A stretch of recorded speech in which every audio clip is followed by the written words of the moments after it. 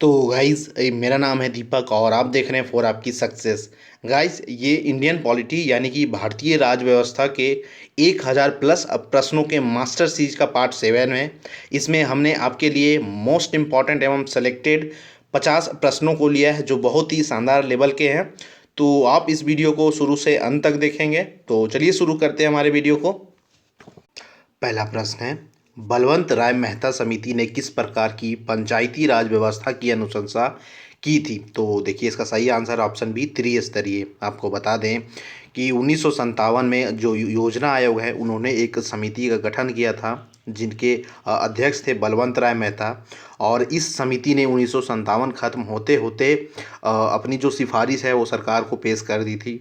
ठीक है, इन्होंने अपने सिफारिश में क्या कही थी? तो इन्होंने अपने सिफारिश में तीन स्तरीय पंचायती व्यवस्था की बात कही थी, जिसमें ग्राम स्तर पर ग्राम पंचायत, प्रखंड स्तर पर पंचायत समिति और जिला स्तर पर जिला परिषद स्थापना करने की बात कही थी।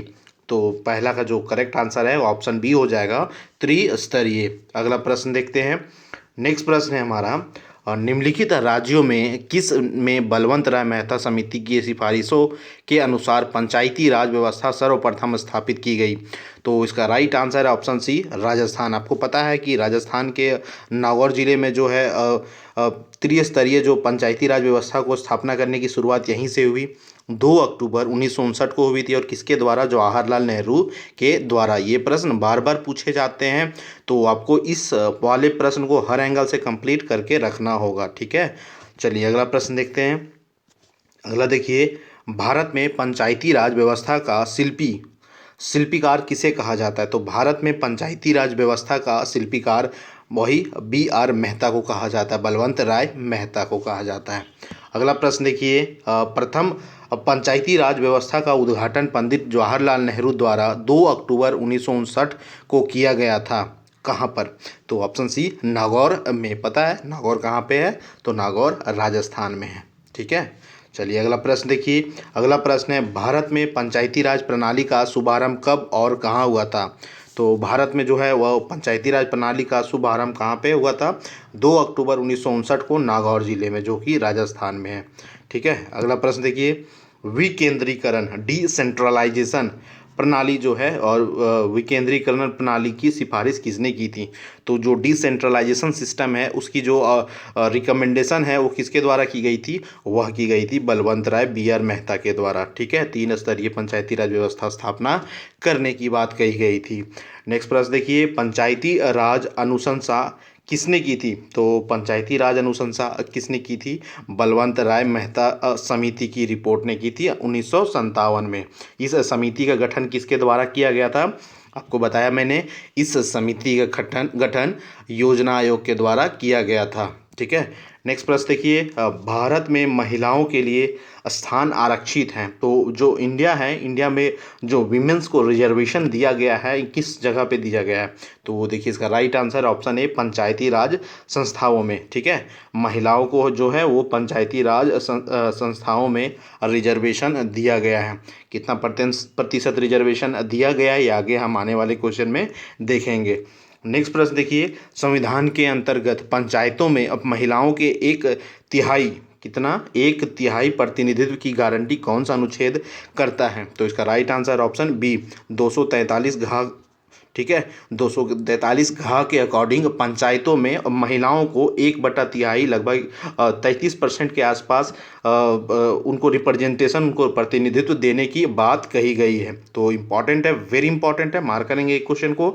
243 घ 243 घ को में जो है वो रिजर्वेशन की बात कही गई है। अगला प्रश्न देखिए, निम्नलिखित में से कौन तृणमूल लोकतंत्र से संबंधित है? तृणमूल लोकतंत्र मतलब ग्रास रूट डेमोक्रेसी। ठीक है, ग्रास रूट बिल्कुल जमीनी स्तर का। तो जो तृणमूल लोकतंत्र है वो किससे संबंधित है? वह है संबंधित पंचायती राज पद्धति या पंचायती राज प्रणाली। क्यों?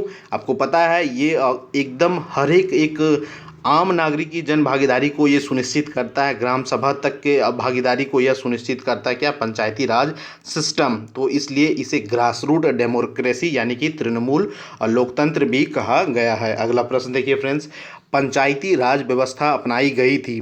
और इसका राइट आंसर ऑप्शन बी, लोकतंत्र की शक्तियों के विकेंद्रीकरण के लिए। तो जो पंचायती राज व्यवस्था को अपनाया गया था वह लोकतंत्र की शक्तियों का विकेंद्रीकरण करने के लिए ही इसे अपनाया गया था। अगला प्रश्न देखिए, एक पंचायत का क्षेत्र निर्धारित किया जाता है। तो एक पंचायत का जो क्षेत्र है वह निर्धारित किया जाता है राज्य सरकार के द्वारा। ठीक है, किसके द्वारा? राज्य सरकार निर्धारित करती है पंचायती क्षेत्र को। अगला प्रश्न देखते हैं। अगला प्रश्न है हमारा, वह कॉलेज का विद्यार्थी अपने नगर की नगर परिषद में चुने जाने का इच्छुक है। ठीक है, एक स्टूडेंट है, वह नगर परिषद बनना चाहता है। ठीक है, नगर परिषद में चुना जाना चाहता है। उसके नामांकन की वैधता अन्य शर्तों के साथ इस महत्वपूर्ण शर्त पर निर्भर होगी। तो जो नामांकन करेगा तो उसका वैध है, वैलिड है, उसका जो नामांकन कर रहा है वो नहीं, किस बात पे, एक जो इम्पॉर्टेंट बात है उस पर निर्भर करेगी। तो ये देखिए इसका राइट आंसर ऑप्शन सी, उसका नाम मतदाता सूची यानी कि वोटर लिस्ट में होना चाहिए इलेक्शन लड़ने के लिए। ठीक है फ्रेंड्स, पिछली वीडियो में कुछ स्टूडेंट्स ने कमेंट कर रहा था कि सर क्वेश्चन बहुत ही अच्छे लेवल के हैं, देखिए और थोड़े हाई लेवल के हैं। तो देखिए आप अपना तैयारी को मजबूत कर लीजिए, फ्यूचर में कंपटीशन अलग ही लेवल का होने वाला है। जिस तरीके के अभी देश में सिचुएशन आए हैं, पूरी दुनिया में इनफैक्ट अब जो जॉब की क्राइसिस है वो बहुत ही बढ़ने वाली है। आप प्रिपरेशन को एकदम टॉप लेवल पे पहुंचा दीजिए, नहीं तो आपको झेलना पड़ सकता है। ठीक है, क्वेश्चंस के लेवल आने वाले समय में बहुत ही उच्च स्तर के होंगे, उच्च कोटि के प्रश्न पूछे जाएंगे। तो आप वो जो वन लाइनर वन वर्ड में आप जो करके जाते थे उससे ऊपर आपको उठना होगा। और सिर्फ एक चीज़ को लेके चलते हैं, अगर आप सिर्फ एक ग्रुप सी ग्रुप डी को ही लेके पूरा 4 साल आप प्रिपरेशन करते हैं तो वो सही स्ट्रैटेजी नहीं है। उसके साथ साथ आप ज़रूर कुछ ना कुछ एग्जाम्स का प्रिपरेशन कर रहे होंगे और कर रहे हैं, तो आपको इन सब प्रश्नों का यूज़ होना ही होना है। इस लेवल के प्रश्न आपको देखने को ही मिलेंगे। तो फ्रेंड्स आप प्रिपेयर उसके अकॉर्डिंग होइए, और ये बहुत ही बेहतरीन लेवल के प्रश्न हैं, सारे बहुत ही अच्छे हैं, आप इनको अच्छे से करिए। चलिए देखिए नेक्स्ट क्वेश्चन क्या है कि स्थानीय शासन की निम्नलिखित में से कौन सी एक विशेषता नहीं है। तो इसका राइट आंसर है ऑप्शन सी, केंद्रीय नियंत्रण। देखिए स्थानीय शासन पंचायती राज प्रणाली मान के चलिए, इसमें केंद्रीय सेंट्रल का जो इसमें कोई नियंत्रण नहीं होता है। ठीक है, तो ये एक विशेषता नहीं है। लेकिन हाँ, वैधानिक स्थिति ये सब विशेषता है, लेकिन केंद्रीय नियंत्रण विशेषता नहीं है। अगला प्रश्न देखिए, राज्य वित्त आयोग का गठन भारतीय संविधान के अंतर्गत किया जाता है, किस अनुच्छेद के अंतर्गत किया जाता है। तो इसका राइट आंसर है ऑप्शन बी, अनुच्छेद 243 आई 243 आई के अकॉर्डिंग क्या है, स्टेट फाइनेंस कमीशन का गठन किया जाता है। ठीक है, नेक्स्ट प्रश्न देखिए, निम्नलिखित में से कौन राज्य सरकार तथा स्थानीय शासन के बीच राजस्व बंटवारे के लिए उत्तरदायी है। तो देखिए इसका राइट आंसर है ऑप्शन सी, राज्य वित्त आयोग। तो जो राज्य वित्त आयोग है वो स्थानीय मतलब कि जो पंचायत लेवल पे है, जिला लेवल पे है, ब्लॉक लेवल पे है और स्टेट लेवल पे, इन सभी के बीच में फाइनेंशियल डिस्ट्रीब्यूशन यानी कि राजस्व का जो बंटवारा है उसको कौन करवाती है, ये राज्य वित्त आयोग का ही काम है या इसकी ही जिम्मेदारी है। अगला प्रश्न देखिए, मेयर जो होते हैं म्युनिसिपल कॉरपोरेशन में जो मेयर होते हैं और इनकी जो कार्यकाल है वो कितने वर्ष की होती है। तो देखिए इनका कार्यकाल है वो 5 वर्ष का होता है। ठीक है, 5 वर्ष का मेयर का कार्यकाल होता है। नेक्स्ट प्रश्न है, यदि पंचायत भंग होती है तो किस अवधि के अंदर दोबारा से निर्वाचित करना होता है। पंचायत भंग हो जाती है अगर, तो दोबारा से 6 महीने के अंदर इसका फिर से इलेक्शन करवाना अनिवार्य होता है। अगला प्रश्न देखिए, भारत में प्रत्येक पंचायत का कार्यकाल किस दिनांक से 5 वर्ष का होता है। तो भारत में देखिए कि भारत में जो है कि वो पंचायत का जो कार्यकाल है वह जो है वह अपने प्रथम अधिवेशन के लिए निर्धारित तिथि से, मतलब जो भी निर्धारित किया गया तिथि को उस तिथि से लेके 5 वर्ष तक का होता है। ठीक है, नेक्स्ट देखिए, पंचायत समिति के सदस्य। तो जो पंचायत समिति के जो सदस्य हैं वो जनता द्वारा डायरेक्टली चुने जाते हैं, इलेक्टेड होते हैं। ठीक है, प्रत्यक्ष रूप से चुने जाते हैं, डायरेक्टली चुने जाते हैं। नेक्स्ट प्रश्न देखिए, पंचायत निर्वाचन हेतु राज्य निर्वाचन आयुक्त नियुक्त किया जाएगा। तो इसका राइट आंसर है ऑप्शन सी, राज्य के राज्यपाल के द्वारा। तो जो राज्य का जो निर्वाचन आयुक्त है, स्टेट इलेक्शन कमिश्नर जो है, वह किसके द्वारा, तो राज्यपाल के द्वारा नियुक्त किया जाता है। इंपॉर्टेंट क्वेश्चन है, मार्क कर लेंगे। नेक्स्ट प्रश्न देखिए, ब्लॉक स्तर पर पंचायत समिति है, तो जो ब्लॉक स्तर पर है वह प्रशासनिक प्राधिकरण है। जो पंचायत समिति है वो किस रूप में काम करती है, वह एक एडमिनिस्ट्रेटिव प्राधिकरण के रूप में काम करती है। अगला प्रश्न देखिए, मध्य प्रदेश में पंचायती राज का स्वरूप है, तो मध्य प्रदेश में जो है वो पंचायती राज का जो स्वरूप है वो त्रिस्तरीय। आप मैक्सिमम देखेंगे इंडियन स्टेट में वहाँ पे त्रिस्तरीय ही पंचायती राज व्यवस्था को रखा गया है। कुछ कुछ छोटी जगह हैं उनमें दो स्तरीय किया गया है, लेकिन मैक्सिमम जगह पे त्रिस्तरीय रखा गया है। नेक्स्ट प्रश्न देखिए, अंतर राज्य परिषद के गठन का प्रावधान भारतीय संविधान के किस अनुच्छेद में है, तो इसका राइट आंसर ऑप्शन ए 263। तो जो अंतर राज्य परिषद जो इंटर स्टेट काउंसिल होता है उसका जो उसको कॉन्स्टिट्यूट यानी उसका गठन करने का जो प्रावधान है वो भारतीय संविधान के 263 आर्टिकल के अंदर दिया गया है। नेक्स्ट क्वेश्चन देखिए, नगर निगम का अध्ययन क्या कहलाता है, नगर निगम का अध्यक्ष क्या कहलाता है, तो नगर निगम का अध्यक्ष को हम मेयर कहते हैं।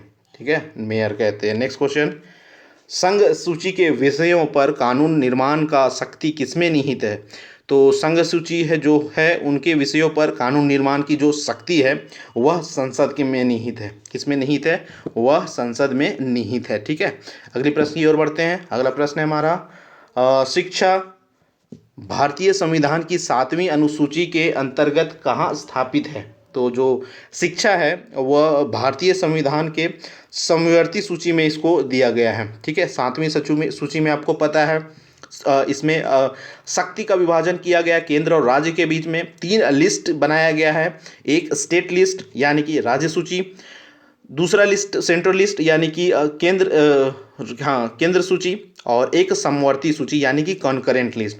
स्टेट लिस्ट में स्टेट कानून बनाती है, सेंट्रल लिस्ट में सेंट्रल कानून बनाती है, और समवर्ती यानी कि कॉन्करेंट लिस्ट में दोनों मिलके कानून बनाती है। लेकिन जब दोनों क्लैश करती है उस सिचुएशन में सेंटर की कानून लागू होती है।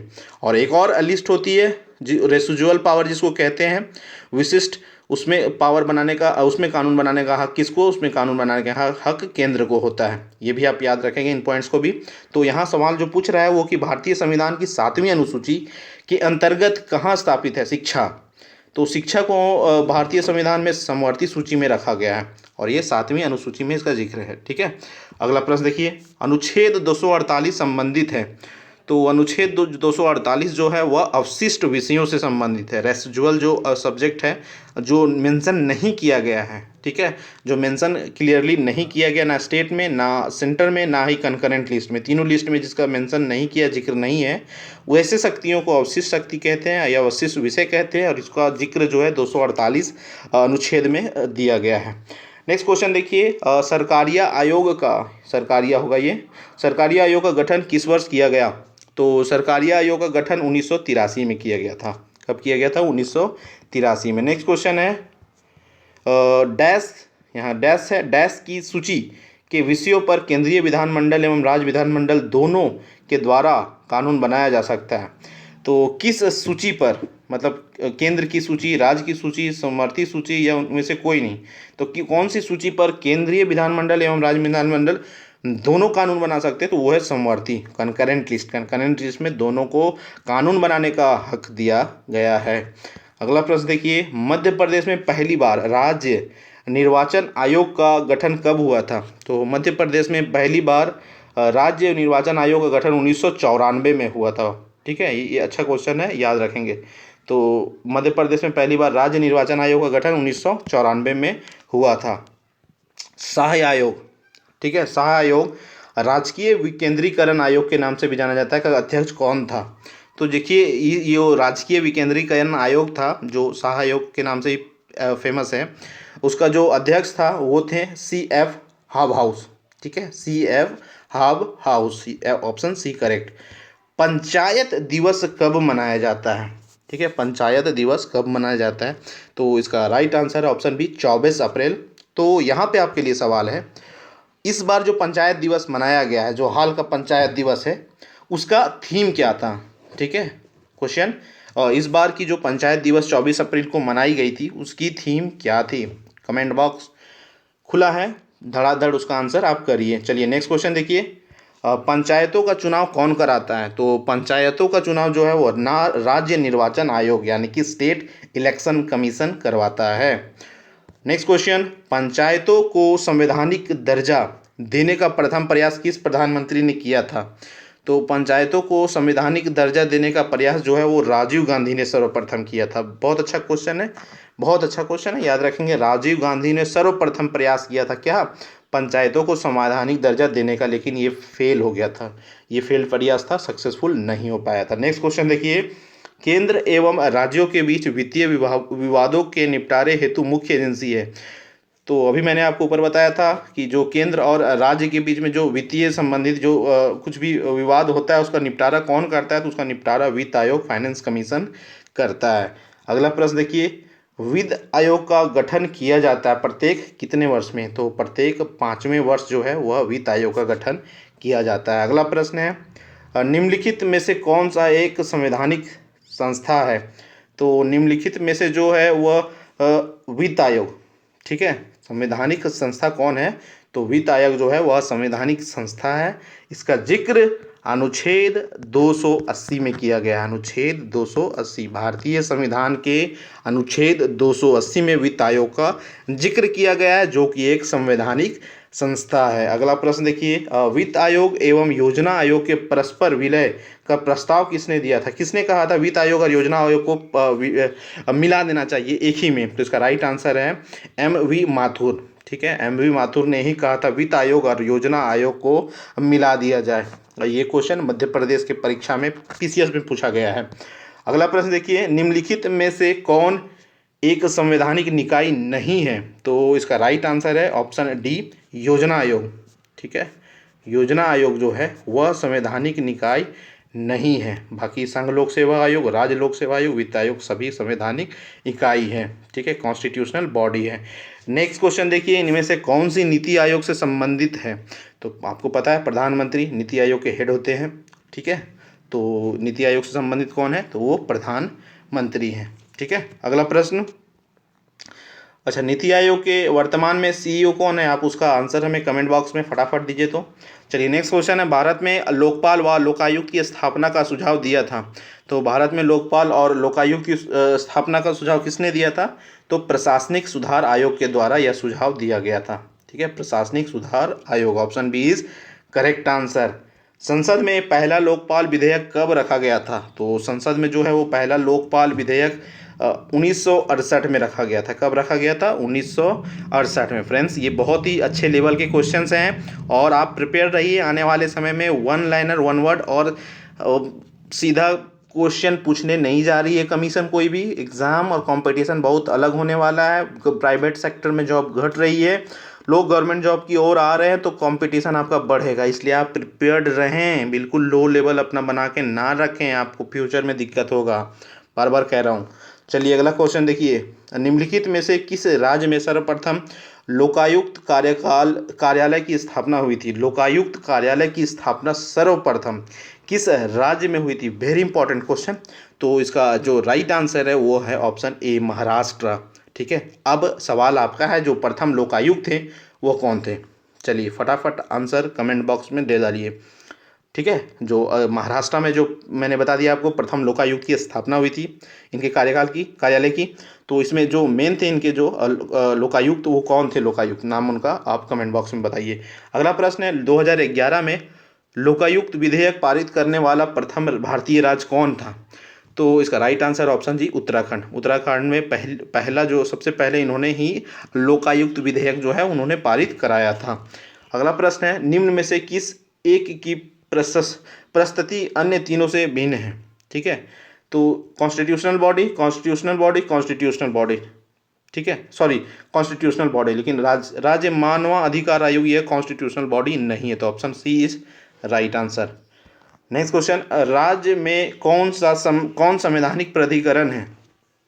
तो संवैधानिक प्राधिकरण कौन है? ऑप्शन डी सभी, ठीक है, ऑप्शन डी सभी। अब देखिए ये भी संवैधानिक प्राधिकरण है, राज्य निर्वाचन आयोग, स्टेट इलेक्शन कमीशन, राज्य वित्त आयोग, स्टेट फाइनेंस कमीशन, जिला पंचायत।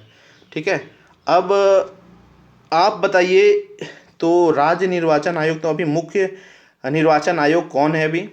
ठीक है, चीफ इलेक्शन कमिश्नर कौन है? सेंटर के वित्त आयोग के अभी मुख्य कौन है?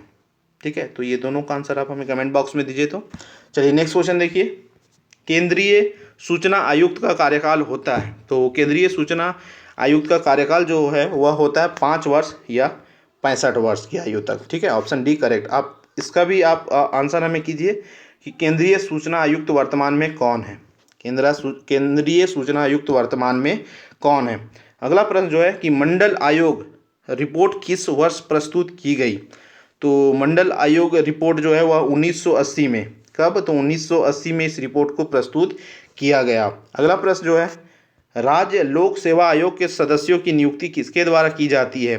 तो राज्य लोक सेवा आयोग के सदस्यों की नियुक्ति जो है वह राज्यपाल के द्वारा की जाती है। ठीक है, वहीं यूपीएससी की बात करें, केंद्रीय संघ लोक सेवा आयोग की बात करें, तो उसका जिक्र जो है भारतीय संविधान के भाग 14 में है, संघ लोक सेवा का जिक्र, और उसका जिक्र अनुच्छेद 315 से लेके 323 तक है। ठीक है, 315 से लेके 323 तक जिक्र किया गया है यूपीएससी का।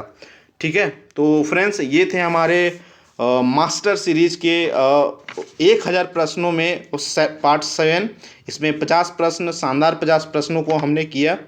तो अब बारी है हमारे क्विज का। क्विज से पहले फ्रेंड्स आपको बता दूं कि आपको पूरे वीडियो में बहुत से क्वेश्चंस पूछे जाते हैं, तो आप स्किप ना करें, सारे वीडियो को देखें, सारे सवाल के आंसर्स करें और अपने लेवल को अब आप ऊपर करें। ठीक है, क्वेश्चंस आने वाले समय में अच्छे स्तर के पूछे जाएंगे, कंपटीशन बढ़ गया है। तो अब बारी है हमारे आज के क्विज की।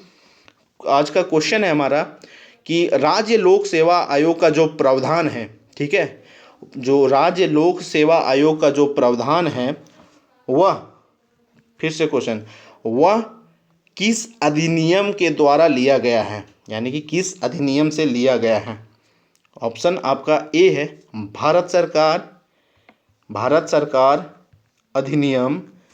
ठीक है, भारत सरकार अधिनियम 1935। ऑप्शन बी है Morley Minto reform 1909। Option C है मोंटेगो चेम्सफोर्ड रिफॉर्म 1919 या एक्ट ऑफ 1861। ठीक है, Indian council act of 1861, option D. तो आप इस क्वेश्चन का आंसर आप हमें कमेंट बॉक्स में देंगे। साथ ही साथ ये वीडियो आपको कितना हेल्पफुल लगा, कितना सही लगा, उसका भी आप अपना राय हमें कमेंट बॉक्स में देंगे। तो वीडियो को शुरू से अंत तक देखने के लिए आपका धन्यवाद।